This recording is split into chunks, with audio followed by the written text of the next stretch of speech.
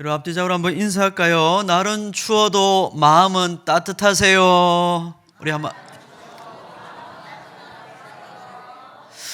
따뜻하세요 하니까 좀 뭔가 좀 어감이 안 오죠.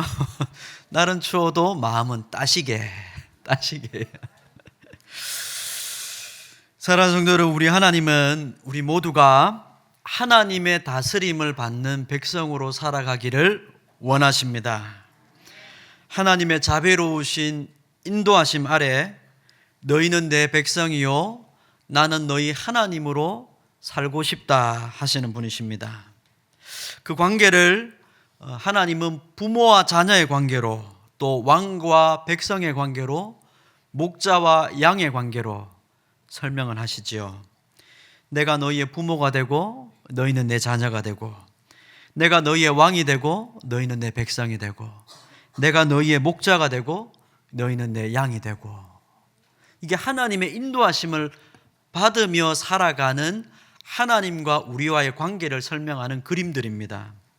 사실 우리가 하나님과 이런 관계가 되었다는 것이 큰 영광이고 복입니다. 고아는 부모가 차려주는 한 끼 쌀밥에 밥 한 공기를 받아들면 그게 그렇게 참 행복할 수가 없는 것 아닙니까? 우리는 늘 그 밥을 먹고 살기 때문에 감사한 줄 잘 모릅니다만, 어떤 사람에게는 일평생 살아가는 동안에 단 하루만이라도 가져봤으면 한다 하는 그런 소원일 겁니다. 고아들에겐 그렇지요. 부모가 차려주는 한 끼 쌀밥에도 눈물을 글썽이며 세상 모든 것을 다 가진 듯한 행복감을 누리는 것이 고아의 마음이죠. 왜 그렇습니까? 그 쌀밥이 굉장히 비싸서 그렇습니까? 그 밥 한 공기가 되게 비싸서 그런 건가요? 그게 아니라 나에게도 이런 밥을 차려줄 수 있는 부모가 생겼다는 감격 아니겠습니까? 밥 한 공기가 대단해서가 아니라 그 속에서 나를 지키시고 나를 먹이시는 부모의 사랑을 확인할 수 있기 때문에 그런 것이죠. 이제 나를 보호해주고 도와주며 어떤 상황에서도 나를 편이 되어줄, 나의 편이 되어줄 내 삶의 보호자가 생겼다는 기쁨을 누리는 겁니다. 그게 저와 여러분이 성도가 되었다는 것의 가장 큰 복입니다. 우리가 하나님의 백성이 되었다는 것은 딱 이와 같은 것이지요. 항상 우리의 삶이라는 것이 매일매일 세상 사람들이 부러워할 만한 것으로 채워지지는 않습니다, 여러분. 그럼에도 불구하고 우리가 하나님의 자녀요, 온 천지 만물을 지으신 하나님이 우리 아버지가 되신다는 사실은 한순간도 변하지 않습니다. 그것이 저와 여러분이 받은 복입니다.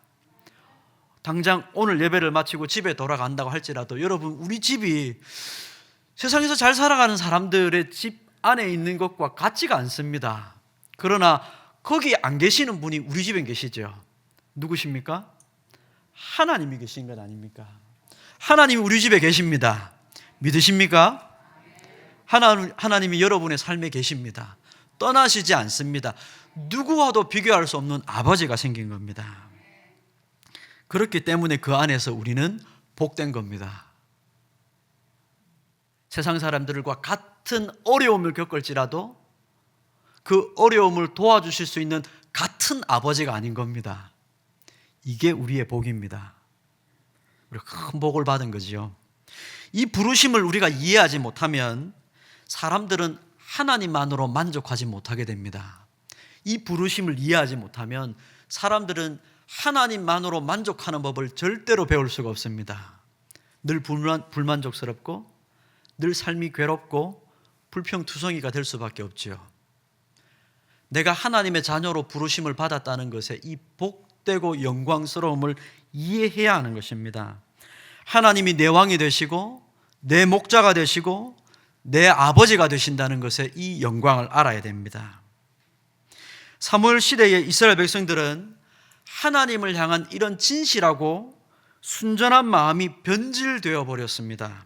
세대가 지나면서 출애굽 세대들, 광야에서 하나님이 어떻게 이 험악하고 힘든 시절을 나에게 복을 주시고 은혜를 주셔서 견뎌오게 하셨는지, 지나오게 하셨는지 그 감격을 잃어버린 겁니다. 광야에서 함께 하셨던 하나님이 지금도 함께 계심에도 불구하고 감격이 사라진 겁니다. 광야에서 계셨던 하나님이 어디 가신 게 아닙니다. 사라진 게 아닙니다. 그런데도 이들은 그 마음이 변질되어 버렸습니다. 세대가 지났죠.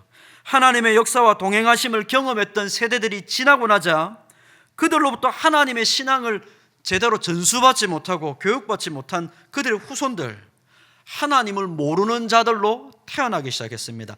자라났죠. 명목상의 신앙은 있고 제사와 기도는 있었지만 하나님의 말씀에 자신의 삶을 맡기는 순종이 사라지는 겁니다. 그러니까 사사시대가 찾아온 거죠. 시대가 아주 악하게 변해버린 겁니다. 하나님을 찾지 아니하고 하나님과 동행하는 즐거움을 상실한 시대, 타락했다고 말하죠. 두 글자로 타락이라고 말합니다. 타락한 시대에 하나님은 징계를 하십니다. 하나님을 모르는 백성들을 하나님을 아는 백성으로 바꾸어 놓으시기 위하여 하나님 징계를 하시죠. 이방 민족들을 불러오게 하십니다. 세상을 불러와서 교회를 징계하시는 겁니다.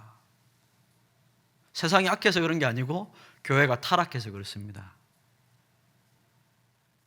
이방 민족이 침략을 하고 고난을 받기 시작합니다. 하나님께 호소하죠. 하나님 도와주십시오. 살려주십시오. 간구를 합니다. 하나님이 은혜로 사사라는 놀라운 직분자를 세워주셔서 구출해 주십니다.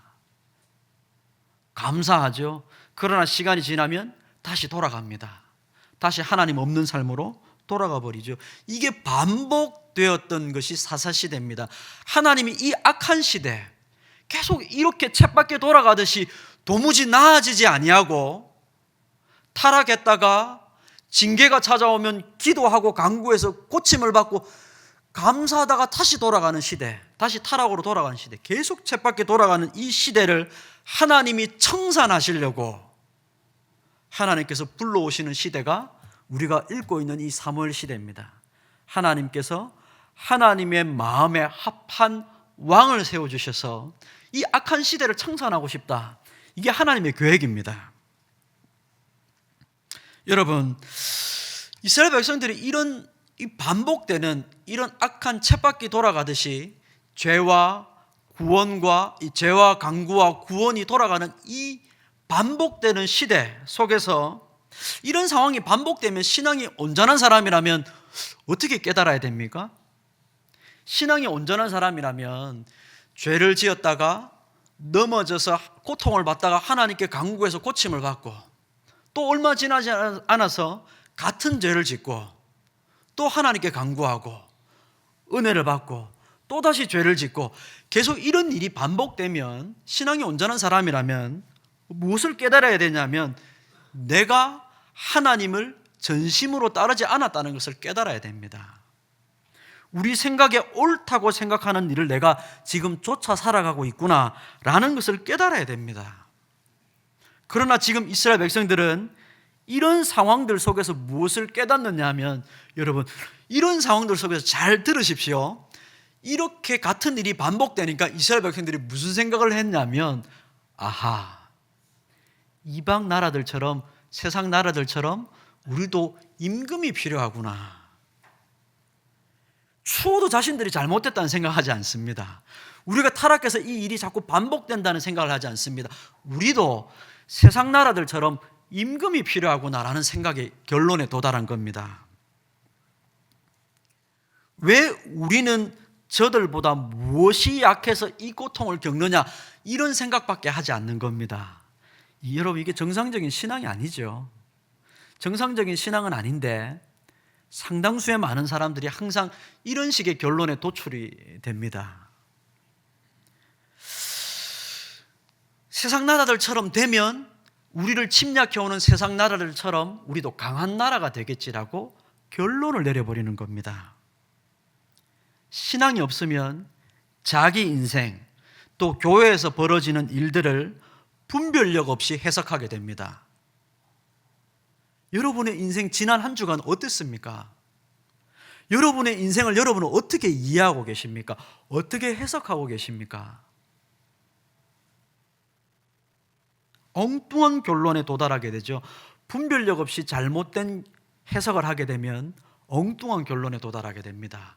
우리도 하나님 없는 세상 나라들처럼 임금이 있어야 됩니다. 이 결론에 도달하게 되는 겁니다.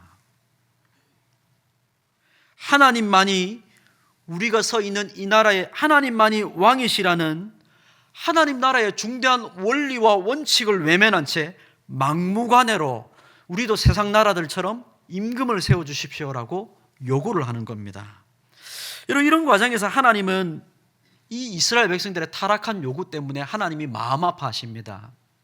여러분, 어떤 기도는 하나님께 기쁨이 되지만 어떤 기도는 하나님께 슬픔이 된다는 걸 아십니까?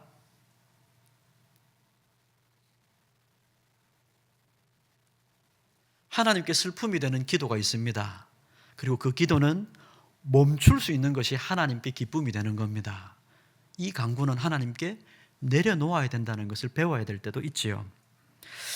어쨌든 이 왕을 세워달라는 이스라엘 백성들은 하나님의 마음을 아프게 했습니다. 그리고 사무엘 선지자를 분노하게 했지요. 그럼에도 불구하고 하나님은 그들의 요구를 들어주라고 말씀하십니다. 그래서 하나님께서 인간 왕을 세워주시는데 그 왕이 사울 왕입니다.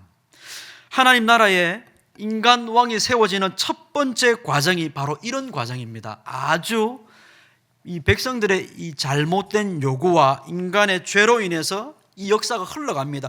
그럼에도 불구하고 여러분, 거듭 말씀드리지만 하나님은 사람을 통해 하나님을 대리하여 인간 왕으로 통치하게 하시는 것은, 하나님을 대리하여 인간으로 하나님 나라를 다스리게 하는 일은 처음 있는 일도 아니고 하나님의 계획에 없던 일도 아닙니다.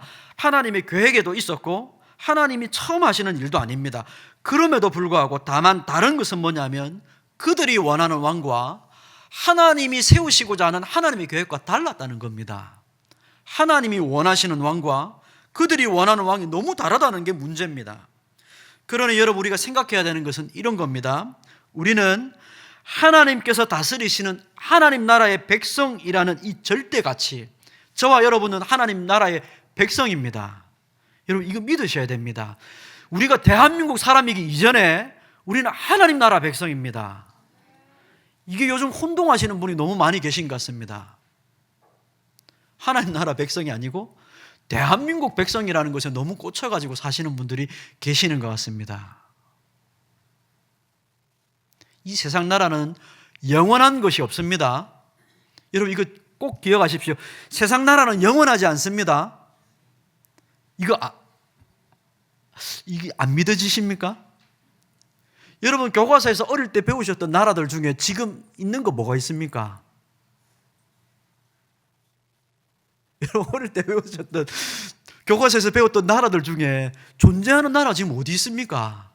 나라는 사라지기도 하고 세워지기도 하는 겁니다. 그러나 하나님 나라는 영원한 겁니다. 우리가 그 나라의 백성이 된 겁니다. 하나님 나라의 백성. 여러분, 이거 기억하셔야 됩니다. 하나님만이 우리의 왕이십니다. 내 삶은 하나님만이 다스리시고 통치하신다는 이 유일한 원칙을 여러분 분명히 세우셔야 됩니다. 당장 오늘 마치고 나가면 하나님이 내 삶을 다스리신다. 여러분, 이걸 하나님 나를 다스려 주십시오 이렇게만 쓰지 마시고 하나님이 말씀하시면 나는 무조건 따릅니다. 하나님이 저를 다스리시는 분이시니까 하나님 말씀하시면 저는 따라갑니다. 이 원칙을 세우셔야 된다는 겁니다. 그러고 나면 이 다음 말씀이 나오는 겁니다.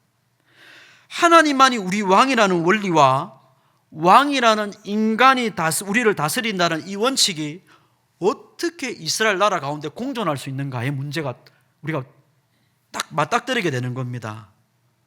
하나님이 나라를 다스린다 했는데 하나님이 왕을 세우시면 이거 다른 문제가 있는 것 아닙니까? 이거 어떻게 두 개가 같이 갈 수 있습니까? 이게 오늘 말씀에 나오는 나라의 제도라는 말씀입니다. 25절 보십시오. 사무엘이 나라의 제도를 백성에게 말하고 책에 기록하여 여호와 앞에 두었다고 얘기하고 있죠. 나라의 제도, 하나님 나라의 제도는 이런 겁니다 라고 얘기하는 겁니다. 여러분, 대한민국 제도, 대한민국 법이 있습니다. 마찬가지로 하나님 나라는 하나님 나라의 제도가 있습니다. 그러니까 여러분은 하나님 나라 백성이니까 하나님 나라의 원칙을 따라서 살아가야 되는 겁니다. 저와 여러분이 여기에 순종하며 가야 되는 것이죠. 하나님이 왕이십니다. 그리고 하나님이 세우시는 인간 왕이 있습니다. 그러면 이 두 개가 어떻게 공존이 가능한 거냐면, 이게 어떻게 선한적으로 가능하려고 하면 하나밖에 없습니다. 제가 전에도 말씀드렸죠. 백성들을 다스리는 인간 왕이 하나님께 순종하면 됩니다. 하나님께 순종하며 그분이 하신 말씀대로만 이 나라가 가야 된다고 생각하면 되는 겁니다. 그러면 그 왕이 백성들을 하나님의 말씀대로 다스릴 겁니다. 분명하지 않습니까? 너무 단순하지 않습니까? 하나님이 유일한 왕이신데 하나님이 세우신 인간 왕이 하나님의 말씀에 전적으로 순종하면 이 왕이 다스리는 나라가 하나님께 순종하며 갈 수 있는 겁니다. 그래서 하나님께서 사울을 왕으로 세우시면서 하나님의 영을 주시는 겁니다. 흔히 우리식으로 말하면 기름 부으시는 겁니다. 그리고 새 사람으로 변화시켜 주시는 겁니다. 새로운 마음을 주시는 거죠. 그래야 그 왕이 다스리는 나라가 하나님의 나라로서 기능할 수 있는 것 아닙니까? 교회 지분자들을 세우는데 왜 여러분 안수를 합니까? 왜 안수를 하죠? 하나님께서 이 제도를 통해 그에게 성령님을 주셔서 새 마음을 주시고 교회를 하나님 나라답게 세워가도록 하기 위함입니다. 그러니까 여러분, 이 과정에서 무언가 한 가지가 삐끄덕거리면 순식간에 무너지는 겁니다. 인간이 하나님의 말씀에 불순종하는 왕이 세워지면 그 나라는 무너지는 겁니다. 순식간에 무너지는 거죠. 그러니까 이렇게 왕은 둘 사이에 서 있는 겁니다. 하나님과 백성 사이에 왕이 서 있습니다. 백성들이 원하는 왕이 되든지 아니면 하나님이 원하시는 왕이 되든지 둘 중에 한 가지 선택밖에 없는 겁니다. 어디로 가야 됩니까, 여러분? 왕은 어디로 가야 되죠? 하나님이 원하시는 왕으로 가야지요. 여러분, 성도들도 마찬가지입니다. 여러분들도 마찬가지입니다. 우리가 세상에 나가면 하나님과 세상 사이에 서 있는 겁니다. 누구를 기쁘게 할 건지입니다. 어떤 사람들은 전도한다는 미명하에 사람의 마음을 즐겁게 해야 된다고 말합니다. 이 사람이 원하는 걸 다 해줘야 된다고 말하죠. 그래야 그 사람이 교회에 온다는 겁니다. 그러면은 그 사람이 교회에 오는 게 아니고요, 세상이 교회 안으로 들어오는 겁니다. 교회가 세상으로 바뀌는 겁니다. 여러분, 절대로 그 사람이 교회에 오는 게 아닙니다. 세상이 들어오는 거죠. 이 둘 사이에서 왕이 어떤 곳에 서느냐에 따라서 그 나라가 서느냐 무너지느냐, 이게 하나님께서 나라를 세우실 때 제도로 주신 겁니다. 하나님 나라의 제도입니다. 왕이 둘 사이에서 어디에 서느냐에 따라서 나라가 서고 무너지는 것이 결정되는 것이죠. 그래서 하나님께서 세우신 사울을 백성들 앞에서 공식적으로 왕으로 삼는 절차 가운데 사무엘이 백성들을 미스바에 모으고 다시 한번 당신들이 이방 나라의 왕과 같은 자를 구한 것은 죄악입니다 라고 지적을 하면서 제비뽑기를 시작하는 겁니다. 당신들이 세상 나라 왕을 구한 것은 하나님 앞에서 분명하게 죄악입니다 라고 말하고 제비뽑기를 하죠. 여러분, 제비뽑기라는 것은 그냥 한 명 이렇게 뽑는 거거든요. 우연찮게 되는 것 같습니다만 하나님께서 뜻하신 대로 사울이 뽑힙니다. 23절 한번 보십시오. 사울의 외모를 다시 한번 언급을 하고 있죠. 23절. 그들이 달려가서 거기서 그를 데려오매 그가 백성 중에 선이 다른 사람보다 어깨 위만큼 컸더라. 다른 사람보다 키도 크고 이 보기에는 굉장히 좋아 보였던 거죠. 백성들이 보기에 자신들이 소원했던 그 소원에 부합하는 왕을 하나님께 주신 겁니다. 세상 나라는 사람의 능력과 조건을 따지는 곳 아닙니까? 세상 나라는 그렇거든요. 지도자를 세우면 능력과 조건을 항상 따집니다. 사람은 그런 것들을 판단하죠. 그런 것들로 판단을 하죠. 그런 자들 중에 최고를 왕으로 세워야 한다고 주장한 겁니다. 이게 세상주의입니다. 세상주의. 여러분, 우리가 신앙을 갖고 있다고 말하면서 세상주의를 가지고 있을 때가 많습니다. 하나님 나라 백성이 믿음에서 떨어지면 이런 세상 정신에 물들게 됩니다. 여러분, 신앙이 떨어지면 여러분이 세상 정신에 물들게 됩니다. 이런 것으로 사람을 판단하고 평가하게 되죠. 저 사람 재산이 얼마냐? 이런 것을 평가합니다. 저 사람 무슨 차 타느냐? 아파트는 몇 평이냐? 이런 걸 가지고 사람을 자꾸 판단합니다. 그리고 그런 걸 자랑합니다. 그리고 그런 게 없으면 기가 죽습니다. 여러분, 이게 다 세상 정신입니다. 하나님 나라는 이렇게 사는 게 아니죠.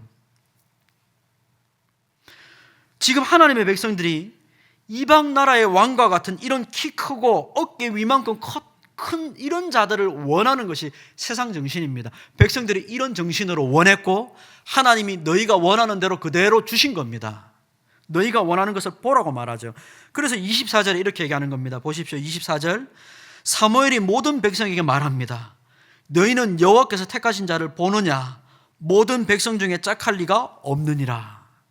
백성들이 박수를 치면서 환호합니다. 만세! 사무엘이 진짜 대단한 왕을 주셨다, 이렇게 말하는 걸까요? 사무엘의 말은 굉장히 냉소적인 겁니다. 너희 봐라, 너희가 원하는 왕, 너희 말한 대로 그대로 됐다, 너희 받아라 이놈들아, 이렇게 말하는 겁니다. 백성들이 눈치를 못 채죠. 만세! 이러는 겁니다. 눈치를 못 챕니다. 신앙적으로 눈이 어두워져 있으면 여러분, 신앙적이지 않은 것이 우리에게 주어질 때 눈치를 못 챕니다. 알아채지 못하죠. 이게 하나님 앞에서 먹어도 되는 건지 먹지 말아야 되는 건지 분간을 못합니다. 여러분, 그럴 수 있지 않습니까? 먹어도 되는 건지 안 되는 건지 분간을 못하고 낼름 먹어버리는 겁니다. 여러분, 세상에 악한 사람도 그렇지 않습니까? 불의한 재물 낼름 먹어버립니다. 먹어도 되는지 안 되는지 분간을 못하죠. 차라리 우리가 굶어도 불의한 재물은 받지 말아야 되는 것 아닐까요? 글쎄요, 저는 그렇게 생각합니다. 여러분, 한번 잘 고민해 보십시오.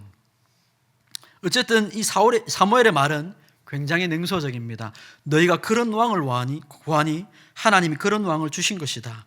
보아라, 그 조건이 너희가 원하는 하나님 나라 백성으로 여러 나라들 중에 세워가는 일에, 너희가 성도로서 이 세상에 하나님의 은혜가 풍성한 삶을 살아가는 일에 그런 조건들이 얼마나 도움이 되는지 한번 보아라, 그렇게 하면서 주신 겁니다. 굉장히 냉소적이죠. 여러분, 이런 일들이 도움이 안 된다는 것을 우리가 성경, 이제 여러분 집에 가셔서 사무엘상 몇 장만 읽어보시면 압니다. 사울이 어떻게 몰락해 가는지를 확인할 수 있습니다. 야, 어깨 위에 하나 더 큰 게 아무짝에 소용이 없구나. 하나님 나라가 능력 있게 서가는데 아무짝에 도움이 안 되는구나. 금방 읽어보면 확인합니다. 성경은 몇 장 안 되는데 우리 인생으로는 몇십 년치 경험이 쌓여야 될 수도 있기 때문에, 그래서 여러분, 우리가 얻어맞기도 하고 무너지기도 하고 넘어지기도 하는 겁니다. 성경을 읽고 그 길 가보지 않아도 알아야 되는 겁니다. 사람들은 보통 성경 잘 안 읽거든요. 그래서 가보고 합니다. 한 10년 경험해보고 한번 무너져 내려보고 난 뒤에 비로소 이게 아닌가 보다 압니다만, 말씀을 읽으시고 미리 확인하십시오. 이것이 하나님이 원하시는 게 아니구나 확인하셔야 됩니다. 그러나 여러분, 전에도 말씀드렸지만 하나님과 사무엘은 지금 망하기를 원하는 마음은 아닙니다. 이스라엘 백성들이 지금이라도 마음을 돌이키기를 원하고 하나님 앞에서 참된 길을 걷기를 원하는 겁니다. 누구보다도, 이 사무엘도 이 말을 하면서도 누구보다도 하나님 백성들이 잘 되었으면 하는 마음으로 이 얘기를 하는 겁니다. 지금이라도 마음을 돌이켜 우리 하나님만이 우리 인생과 운명의 유일한 소망이 되시며, 하나님, 인간왕 다 필요 없습니다, 하나님 한 분이면 됩니다, 이 말을 하기를 하나님이 원하시는 걸지도 모릅니다. 그래서 여러분 보십시오. 그래서 25절에서 사무엘이 나라의 제도를 백성들에게 가르쳐 주는 겁니다. 하나님께서 세우시는 나라의 제도라는 거 이런 거다. 너희가 원하는 방식으로는 나라가 절대로 서지 않는다. 나중에 나라가 망가지고 난 뒤에 이거 확인해라. 지금 주는 겁니다. 지금 아무리 얘기해도 못 알아먹을 거니까 나라의 제도를 잘 듣고 어떻게 해서 나라가 망했는지, 어떻게 해서 나라가 서는지 확인하라고 지금 주시는 겁니다. 여러분, 이 나라의 제도는 25절 나와 있는, 이건 사무엘상 8장에도 이미 한번 나왔습니다. 사무엘상 8장에는 왕의 제도라는 말로 기록이 되어 있었죠.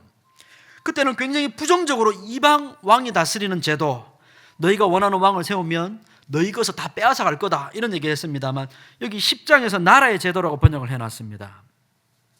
여러분, 이 말씀은 집에 가셔서 한번 읽어보십시오. 신명기 17장에 나옵니다. 이 나라의 제도가 율법에 이미 기록되어 있습니다. 신명기 17장 14절에서 20절입니다. 하나님께서 세우시는 왕은 군사용 말, 군말을 많이 두지 마라. 아니, 왕이 싸워야 되는데 군말을 많이 두지 않으면 어떻게 싸우란 말입니까? 군사용 말을 많이 두지 마라. 또 하나님께서 세우신 왕은 아내를 많이 두지 마라.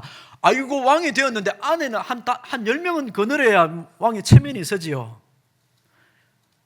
아내를 많이 두지 말라뇨. 또 하나님이 세우신 왕은 은금을 많이 쌓아두지 마라. 돈 많이 가지려고 하지 마라. 은금을 많이 쌓아두지 마라. 다만 내가 세운 왕은 평생의 율법책을 옆에 기록해 놓고 두고 읽고 묵상하여 하나님 경외하는 것을 배워야 된다. 내가 세운 왕은 그래야 된다. 나라의 제도를 그렇게 하나님께서 일러주셨지요. 그렇게 되면, 그렇게 하면, 여러분, 군말을 많이 두지 않고 아내를 많이 두지 않고 은금을 많이 쌓아두지 않고 늘 주야로 말씀을 묵상하면 그 왕은 어떻게 된다 그러냐면 이렇게 얘기합니다. 결코 형제 위에 교만하지 않을 것이고 하나님의 말씀에서 좌로나 우로나 치우치지 아니하고 온전한 길을 걸어가게 될 거다, 이렇게 말씀하십니다. 이게 나라의 제도입니다. 나라의 제도. 굉장히 단순합니다만 하나님 나라의 제도는 단순하지만 한 길밖에 없는 겁니다. 세상이 자랑하는 것, 그런 것 많이 쌓아두려고 하지 말고 하나님의 말씀을 항상 옆에 두고 읽고 묵상해서 형제 위에 교만하지 않는 자로, 하나님의 말씀에서 좌로나 우로나 치우치지 않는 자로 너가 서나가면 나라는 온전하게 선다는 겁니다. 이게 나라의 제도입니다. 그러면 그가 다스리는 하나님의 나라가 영원할 것이라고 말씀합니다. 여러분, 이게 하나님께서 세우시는 왕이 다스리는 하나님 나라의 제도입니다. 어떻게 해야 나라가 바로 세워지고 어떤 식으로 강해질 수 있는지를 알려주는 거죠. 군말을 많이 두지 않고 강해지는 방법, 은금을 많이 쌓아두지 않고도 강해지는 방법. 여러분, 이거 좀 우리 인생으로 바꿔볼까요? 우리의 가정이 은금을 많이 쌓아두지 않고도 행복해질 수 있는 방법. 세상은 그렇게 말하지 않습니다. 가정이 행복하려면 돈이 많아야 된다 그러죠. 세상 나라의 제도입니다. 하나님 나라의 제도는 다릅니다, 여러분. 여러분의 가정은 어떻게 해야 행복한 길로 걸어갈 수 있습니까? 어떻게 여러분의 가정이 온전하게 설 수 있죠? 여러분의 개인의 인생이 어떻게 해야 온전히 섭니까? 특별히 앞에 나와 있는 사울에 대한 것과 관련해서 이 말씀을 이해하면 하나님 나라인 이스라엘은 세상 나라가 아니라 하나님께서 다스리시고 하나님께서 주시는 힘과 능력으로 든든히 세워져 가기 위해서 지금 세워지고 있는 인간 왕이 철저하게 하나님 아래에 있어야 되고 하나님의 말씀에 청종하는 자세를 취하지 않으면 안 된다는 것을 말씀하고 있는 겁니다. 더 나아가 그 왕이 하나님의 말씀으로 인도하고 다스릴 때 백성들은 철저하게 그 말씀에 순종해야 그 길을 걸어갈 수 있다고 말씀하는 거죠. 하나님의 말씀이 왕에게로 전해지고 왕에서 백성에게로 전해지고 순종하여 이 나라가 하나님의 나라로 세워지는 것. 여러분의 가정도 마찬가지입니다. 하나님의 말씀이 가장에게 전해지고 그 가장에게 전해진 하나님의 말씀이 가정 구성원에게 전해져서 순종하여서 하나님의 나라로 여러분의 가정이 세워져야 되는 것 아닙니까? 그래서 하나님은 사울을 새 사람으로 변화시키는 겁니다. 그러므로 여러분이 기도하셔야 되는 것은 여러분의 가장이 새 사람으로 변화되기를 기도해야 됩니다. 여러분 진짜 기도하셔야 됩니다. 교회 직분자들이 새 사람으로 변화되기를 기도해야 되는 겁니다. 불평만 하고 앉아 있으면 안 됩니다. 불평으로는 사람이 바뀌지 않습니다. 아내가 남편 아무리 불평한다고 여러분 남편 바뀌던가요? 죽었다 깨어나도 바뀌지 않습니다. 절대 안 바뀌어요. 제가 저를 보니까 압니다. 안 바뀝니다. 불평으로는 사람 안 바뀝니다. 하나님은 사울을 하나님의 영을 주셔서 새 사람으로 바꾸어 주십니다. 그건 단순히 이 사람만을 위한 게 아니라 이 사람을 통해 내가 은혜를 입도록 하기 위하여 그렇게 되는 겁니다. 백성들이 은혜를 입는 거죠. 불과 어제까지 사울은 그냥 백성들 중에 한 명이었습니다. 자기 소견에 옳은 대로 행하는, 하나님이 내 인생의 왕으로서 하나님이 나를 다스리고 나는 하나님의 뜻대로만 살겠습니다, 이런 마음이 전혀 없는 그냥 한 사람에 불과했습니다. 그냥 사사시대 사람이었죠. 나는 내 하고 싶은 대로 살겠다, 그런 사람 중에 한 사람이었습니다. 그러나 하나님은 그런 사울을 왕으로 세우시고 새 사람으로 바꾸어 주셨습니다. 하나님의 마음을 주시고 하나님의 영을 주시고 다른 사람, 다른 마음으로 그를 바꾸어 주신 거죠. 하나님을 자신의 왕으로 모시기를 거절하고 내 인생은 내 것이니까 내 뜻대로 살겠다고 주장하는 이 악한 시대를 청산하고 하나님을 나는 왕으로 모시겠습니다, 하나님의 뜻대로 살겠습니다 하는 겸손한 사람으로 바꾸어 가시는 겁니다. 그리고 그 사람을 통해 하나님의 백성들을 인도하기를 원하시는 거죠. 사울은 결국 이 일에 실패했습니다. 하나님 주신 이 영을 따라서 순종하는 일에 실패하죠. 그의 나라가 영원하지 못합니다. 나라의 제도대로 되는 겁니다. 그 나라가 영원하지 못합니다. 사울의 제도는 나라는 무너집니다. 그래서 다윗의 나라로 세워지는 거죠. 그러나 여러분, 하나님 나라는 영원합니다. 사울의 나라는 영원하지 못하지만 하나님 나라는 영원합니다. 우리 주님께서 그 나라를 온전하고 흥왕케 하시는 분이십니다. 예수님께서 이 땅에 오셔서 죽기까지 아버지의 뜻에 복종하시고 아버지의 뜻을 따라 죄와 허물로 죽은 저와 여러분을 살리시고 성령님을 주셔서 하나님을 따르는 백성으로 바꾸어 주셨습니다. 그러므로 참된 믿음으로 주님을 따르는 사람들은 성령 안에서 이제 자기 인생을 자기 것이라고 주장하지 않습니다. 성령 안의 사람은 자기 인생을 내 것이라고 말하지 않습니다. 내 것은 내 마음대로 하는 것이지만 하나님의 것은 하나님 뜻대로 하는 겁니다. 내 인생이 내 것이면 내 마음대로 하는 것이고 내 인생이 하나님의 것이면 하나님 뜻대로 사는 겁니다. 내 삶은 주님의 것이니 주님의 뜻대로 살게 해 주시옵소서라고 기도하는 겁니다. 여러분 보십시오. 26절에 그런 사람들이 나오지 않습니까? 사울도 기브와 자기 집으로 갈 때 따라가는 사람들이 있습니다.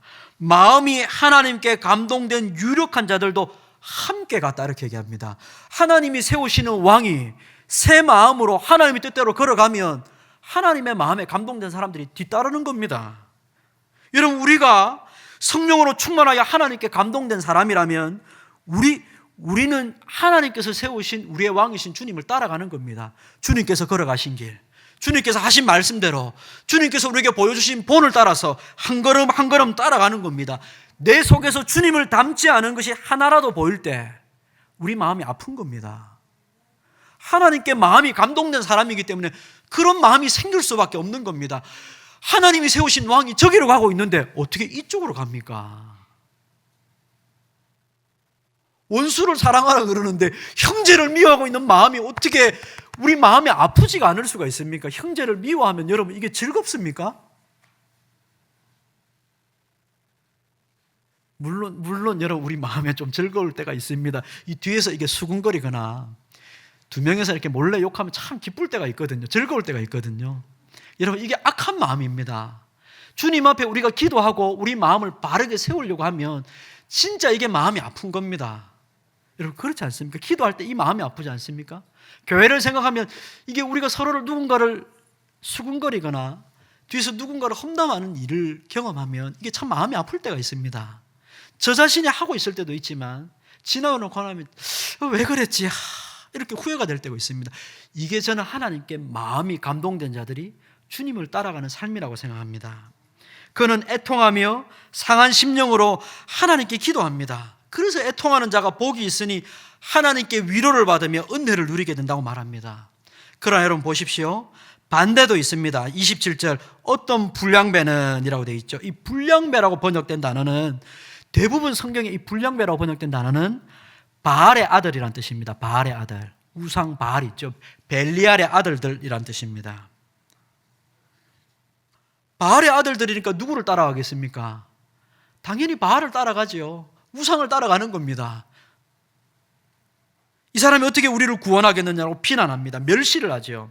하나님이 세우신 왕을 보고 더 나아가서 사무엘이 나라의 제도를 설명하고 그것을 가르쳤지 않습니까? 하나님 나라는 이렇게 서는 거다 말씀을 가르쳤는데, 그렇게 해서 세워진 왕이 걸어가는 길을 멸시하는 겁니다. 하나님 나라, 하나님 말씀대로 그렇게 사는 길이 어떻게 우리 가정을 세운단 말입니까? 멸시하는 바알의 아들들이 교회 안에 있는 겁니다. 이 사람도 여러분 이방인들 아닙니다. 이스라엘 사람들입니다. 교회 안에 있는 사람들이죠. 그런데 하나님의 말씀을 듣고 어떻게 그 길이 우리나라를 세운단 말입니까? 어떻게 그렇게 사는 삶이 우리 가정을 세운단 말입니까? TV 한번 들어보십시오. 누구도 그렇게 말 안 합니다. 여러분, 목사님 책 좀 보십시오. 책 좀. 자기계발서 책 좀 보십시오. 책 보면 누가 그렇게 얘기합니까? 가정을 세우는 길이 그런 거라고. 이 바알의 아들들이 그렇게 사는 겁니다. 세상 사람들이 그렇게 살지요. 하나님의 말씀을 멸시합니다. 이 사람들은 이방 나라의 왕과 같은 자가 필요하다고 생각하기 때문에 하나님의 말씀대로 하는 왕이 세워지면 그런 사울이 어떻게 우리를 구원하겠습니까? 이렇게 멸시하고 있는 겁니다. 하나님의 말씀대로 사는 길이 어떻게 우리 삶을 풍요롭게 한단 말입니까? 하나님께 기도하는 것이 어떻게 내 삶을 채울 수 있단 말입니까? 다 멸시하는 겁니다. 이들은 인간적으로 생각할 줄만 알았지 하나님 나라의 도리를 모릅니다. 들어도 믿음으로 듣지 않으니까 받을 수가 없는 겁니다. 사무엘이 나라의 제도를 얼마나 자세히 설명했겠습니까? 믿음으로 듣지 않으니까 이 나라의 제도를 받을 수가 없는 겁니다. 이렇게 하나님 나라를 세우며 성장하는 교회 안에는 벨리알의 아들들처럼 주님의 길로는 아무것도 얻을 것이 없습니다 라고 주장하는 사람들이 꼭 있습니다.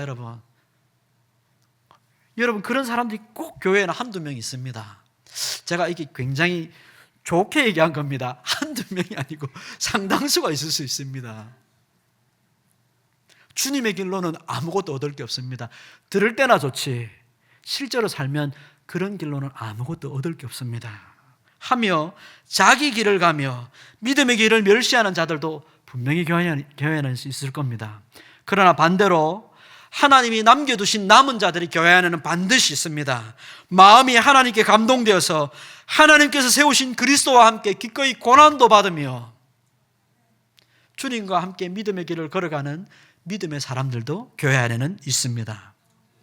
우리는 다만 원수들 앞에서, 저와 여러분은 원수들 앞에서 입을 열지 아니하시고 도살장에 끌려가시는 어린 양과 같이 끌려가신 우리 주님 따라서 아버지의 뜻만을 바라보며 순종하셨던 우리 주님만을 따라가며, 주님, 저희는 주님의 양입니다. 주님 가시면 주님 뜻대로만 따라갑니다. 저희는 주님의 백성입니다. 주님 앞서가시면 따라가겠습니다. 그 마음으로 순종하며 성령 안에서 주님의 마음을 얻어 예수님을 닮아가며 예수님의 말씀을 따라 사람과 섬김으로 하나님 나라를 세워가면 여러분 우리 통영성민교회가 정말 아름답고 복되게 성장할 겁니다. 이게 하나님 나라의 성장하는 원리입니다. 교회의 제도고 하나님 나라의 제도입니다. 그리고 여러분 가정과 인생의 제도라는 것을 여러분 믿으시고, 여러분 이 거짓말에 속지 마십시오. 주님의 길로는 아무것도 얻을 것이 없다. 여러분 이 거짓말에 속지 마십시오. 하나님의 길로 걸어가면 모든 것을 얻습니다. 믿으시고 순종하셔서 여러분 그 종착지에서 함께 만나서 축복하시고 서로 축하하는 우리 모두가 되었으면 좋겠습니다. 기도하겠습니다. 자비로우신 하나님 아버지 감사합니다. 세상을 살면서 세상 사람들의 많은 말들과 또 그들의 삶의 방식들 들으며 아버지 우리의 마음이 유혹될 때도 있고 미혹될 때도 있습니다. 또 그 길을 따라갔다가 넘어져서 때로는 우리 인생 경험에 패가 망신할 때도 있었습니다. 그러나 주님 안에 있는 자는 영원히 망하지 않는다는 사실을 우리가 믿습니다. 주님의 길로 아무것도 얻을 것이 없다고 우리를 유혹하는 세상 사람들의 말에 귀 기울이지 말게 하시고 오직 주님의 말씀을 따라 우리의 가정과 교회와 이 나라가 온전히 설 수 있도록 역사하여 주옵소서. 주님의 길로 순종하여 주님 주시는 풍성함으로 우리 삶이 채워지고 행복하며 감사하며 기쁨이 넘치는 삶을 살아가도록 우리를 인도해 주옵소서. 예수님의 이름으로 기도합니다. 아멘.